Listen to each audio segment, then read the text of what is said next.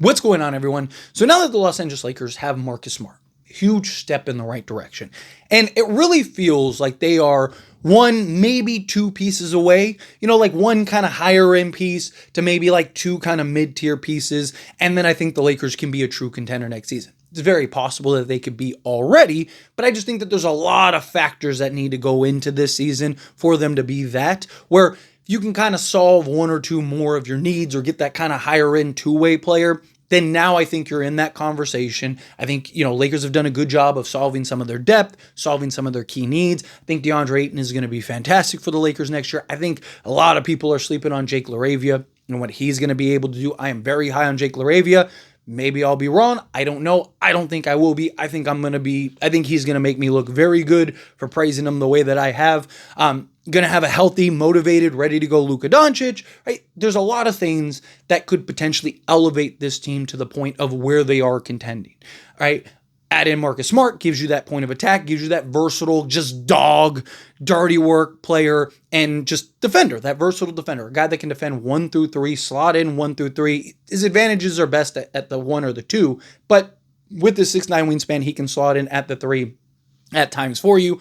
His defensive metrics are still fantastic, right? Lakers did a good job adding Marcus Smart. I don't think him by himself solves everything, but I do think, again, it's a big step in the right direction that really kind of helps round out this team better than it was before. And I do think that Marcus Smart is going to have a big impact. He's been working on his body and his conditioning, something that we got reports on, right? Because he hasn't been healthy the last 2 years. Some of that was circumstantial, but still, right? He needs the best ability is availability. I'm not saying he has to play all 82 games, but he got to at least give us 65. He got to at least give us kind of the league standard. And if he can do that, that puts the Lakers in a great position. Well, question that I want to pose to all of you, I want to hear your thoughts and opinions down in the comments. And I'm going to give my opinion on it, of course, is should the Lakers just go all in on Andrew Wiggins?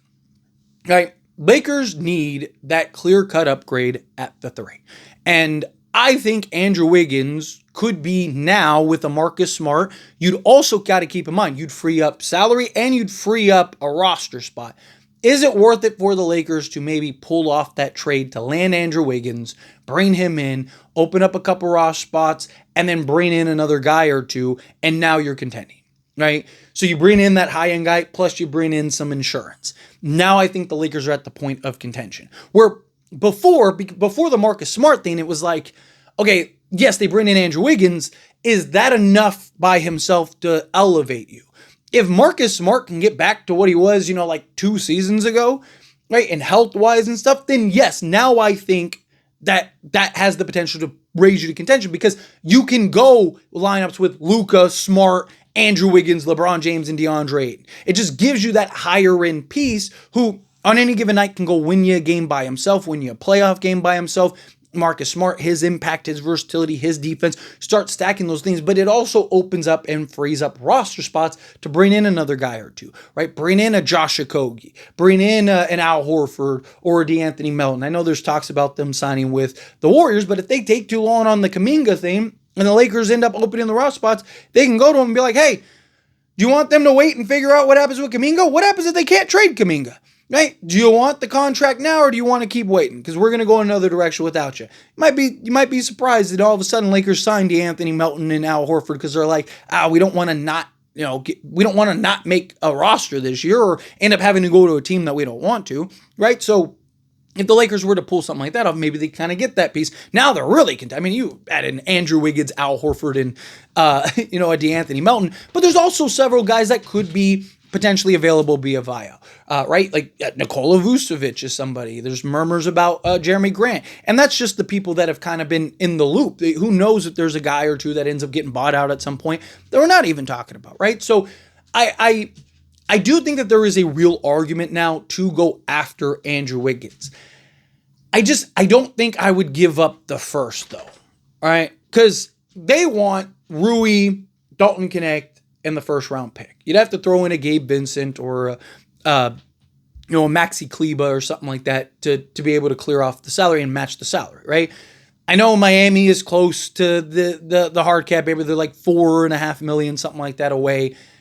you can work that out, right? They buy out a guy, they do whatever, right? If they want to pull off the trade and they want to make it work, any team that trades for Andrew Wiggins, they're probably going to have to figure that out regardless, right? So again, like I've seen people throw out like, oh, that would put, them over the threshold. Again, they'd have until start of the season. They have time to figure it out. They'd only need to clear like $1.5 million or $2 million, somewhere in that ballpark, right? Get rid of a guy, trade a guy, salary, maybe bring in a third team, whatever. If Miami wants to trade Andrew Wiggins, guess what? They will figure it out. So will the Lakers, right? They would have to do that regardless if they go trade Andrew Wiggins somewhere, because he's not going to want to go to one of these like terrible teams. He's going to want to go to a team that, that gives him a chance and gives him a shot. Miami's getting off of his contract to go make their push next year, right? It's a mutually beneficial thing. But point is, right? If the Lakers, if right now, today, Miami says, hey, we'll do it for Rui, Dalton Connect, and Gabe Vincent, right? I'm doing that immediately, right? Or problem is I'd want to keep my first, because I was going to say maybe you swap Dalton Connect with the first, but I'd really want to keep my first.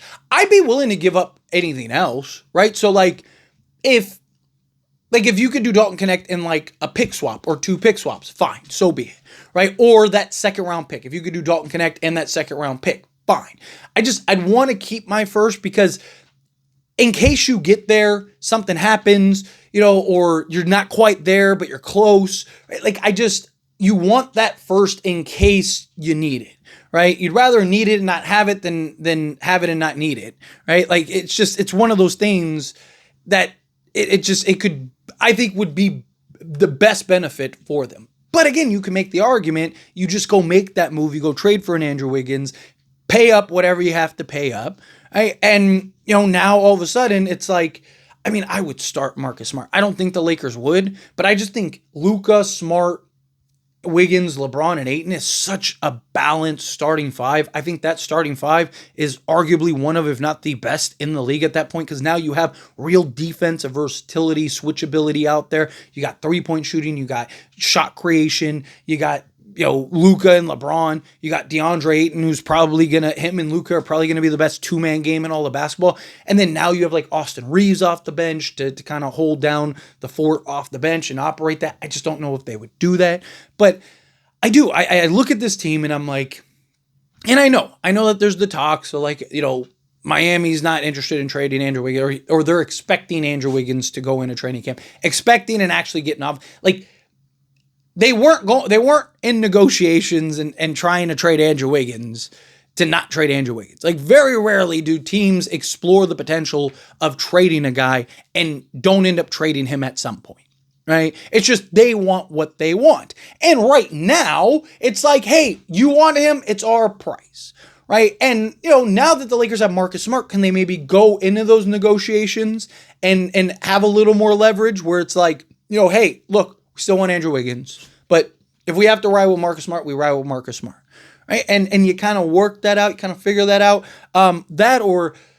Maybe you turn somebody into, can you find somebody that likes Gabe Vincent and get a second round pick and is willing to just take Gabe Vincent for a second or something like that? What are these veteran teams that just need, a veteran player? So now you got another second. It's like, okay, well now we can take Andrew Wiggins in and we'll give you an extra second. So now you get 2 seconds, right? Can you do something to incentivize Miami, right? Get creative in that regard. It's possible, right? It just, again, it depends on what Miami's willing to budge, but I look at what's out there and available. I would love, a Miles Bridges or something like that. But again, is Charlotte going to trade that? And that probably costs more than an Andrew Wiggins. So it's just, again, it's about who's available, what's realistic, and what actually makes sense enough to raise the ceiling for the Lakers, right?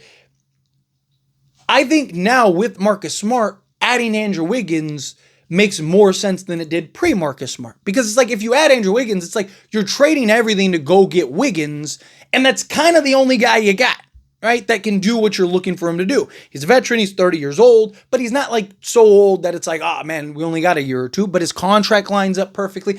Andrew Wiggins, everything that the Lakers want, Andrew Wiggins solves. From the cap flexibility in 2027 to a veteran, proven kind of 2-way, 3-and-D wing who probably isn't the best as your first or second option. I know he won a championship on the Warriors, but he had Draymond and Clay and all that. and Poole and all that. But, you know, he's excellent. Probably best is like your third or fourth option, right? But he's a guy that I think, you know, again, if you have this checklist of somebody you need, it's like check, check, check, check, check, right? But again, it has to be within reason. It has to be a trade that makes sense for you without breaking the bank. Because if it doesn't work, or you still need that, like, you know, that minor piece or something, right? Like, now you're stuck, and it's like, okay, now we have to hope that this works out, or how now we got to try to find and trade Wiggins and get him for pennies on the dollar. It just, if you can, I think if you can make the move, like if the Lakers traded for him and gave up the first and Connect and everything, right? Like let's say it's Gabe, Connect, the first, and Rui for Andrew Wiggins. I don't think that they should, but I wouldn't hate it as much. Like I would have been more bothered by it previous to Marcus Smart than I would be right now. Right now, I'd be like, all right. And it would kind of prove that they're going for it, right? So it's like, okay, like you got him. Okay, it's fine. Who are you bringing in with the open roster spots that you just opened through that trade? And I think that would kind of seal it for me one way or another, right? Like I said, if you make that trade and then you end up with like Al Horford and DeAnthony Melton, or Nikola Vucevic and DeAnthony Melton or something like that, now I think for sure that's justified, right? Because it's like would you trade that package for Melton, Horford, and Wiggins? Yeah, you would.